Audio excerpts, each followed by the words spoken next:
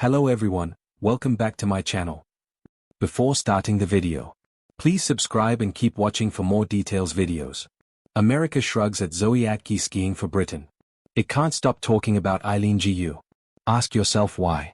Two young women stood on the halfpipe podium in Livorno last Sunday. Both were born in the United States and attend Stanford. Both chose to compete for a country that isn't America. One got a bronze medal and a glowing ESPN write-up. The other spent the past 2 weeks fielding political criticism and online vitriol while competing under the weight of what she described as 2 countries on my shoulders.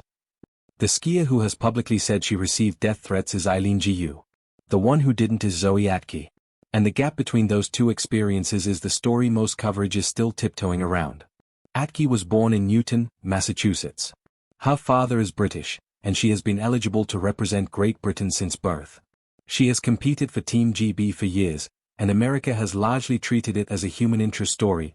Talented American-born skier, British passport, end of conversation. Gu's situation is messier, not because athletes don't switch flags, but because of how China handles nationality. China does not recognize dual citizenship. Gu has repeatedly declined to publicly clarify her U.S. citizenship status. There is no public U.S. government record showing she formally renounced it either, a detail noted in prior reporting. The ambiguity has lingered for years, and culture wars thrive on ambiguity. That distinction is real. It still does not explain the scale of the difference in how America treats these two women. Gu has described being physically assaulted, having her dorm robbed, and receiving death threats tied to the backlash over representing China. These claims have been widely reported. The criticism has not stayed in the comments section. Vice President J.D. Vance weighed in during the games, responding to a question about her choice in a way that kept the controversy in the political arena. Former NBA player Enes Kanter Freedom attacked her decision. Online, the argument often skips past sports entirely and goes straight to loyalty language. Traitor, betrayal, pick a side. Atkin's reception has been the opposite. Warm coverage. Celebration. A medal story that gets to remain a medal story. The variable nobody wants to name. The variable that best explains the gap is not citizenship paperwork. It's China. Gu said it plainly during the games. People lump China into this monolithic entity and just hate China, she argued, adding that the outrage is less about her personal decision than what the flag represents. She has also suggested that winning intensifies the reaction. That part matters. Flag switching isn't the issue. China is. And so is the fact that Gu wins. The counter-argument, stated honestly. There is a coherent response to all of this. Great Britain and China are not equivalent choices. One is a close democratic ally. The other is a geopolitical rival with a documented human rights record and state-sponsored sports programs that have drawn scrutiny.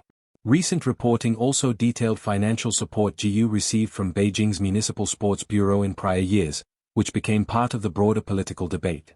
It is not, however, what the loudest outrage has sounded like. The loudest outrage is about identity and belonging, about who counts as one of us, and who must explain herself. When that language is applied to Gu but not to Atkin, despite the decision's basic symmetry, it becomes harder to pretend the reaction is purely about principle. Gu's decision has always been framed through identity as much as opportunity. She has talked about being American in the United States and Chinese in China, about choosing the lane where she could have the greatest impact. At 15, she told Time, the US already has the representation. I like building my own pond. She has since won 6 Olympic medals across 2 games, earned tens of millions in endorsements in peak years, and continues her studies at Stanford. She has not publicly said she renounced her American identity. Much of the backlash, however, has treated her decision as a binary choice, erasing it.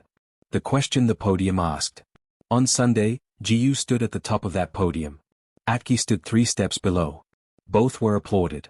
Only one of them has been treated like her medal required a loyalty oath.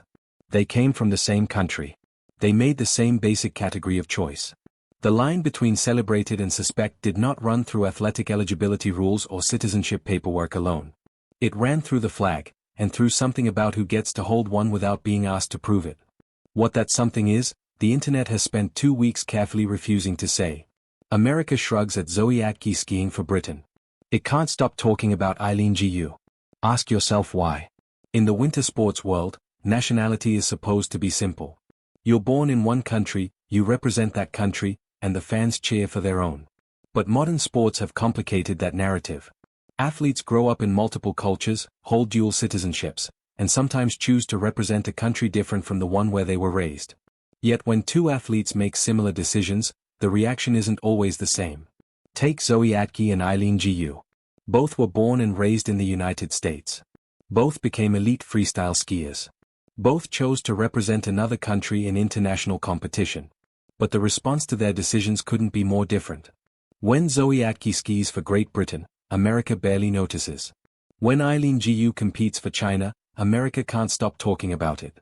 The contrast reveals something deeper about sports, politics, media attention, and how narratives shape public perception. Let's unpack it. Two athletes, similar choices. Zoe Atkin was born in Boston and raised largely in the United States. Like many winter sports athletes, she trained in American facilities and developed her skills within the American system. But she also had British citizenship through her family. When the time came to choose which nation to represent in international skiing competitions, Atkin opted for Great Britain. This decision isn't unusual in global sports. Athletes often represent countries tied to their family heritage. For many, it's simply a practical choice, sometimes offering more opportunities to compete on the world stage. Atkin has become one of Britain's top freestyle skiers, particularly in the halfpipe discipline, earning medals and representing Team GB in major competitions including the Winter Olympics. And yet, her choice to ski for Britain has rarely sparked controversy in the United States. There were no heated debates on cable news. No viral political arguments on social media. No accusations of betrayal. Mostly, there was silence. Enter Eileen. Now consider Eileen. Was also born and raised in the United States, in San Francisco. She trained in American ski programs and became one of the most promising freestyle skiers in the world. But when she reached the international stage, chose to represent China, the country of her mother's heritage. Suddenly, the conversation exploded. Media outlets ran endless stories about her decision. Political commentators debated whether she had switched sides. Social media erupted with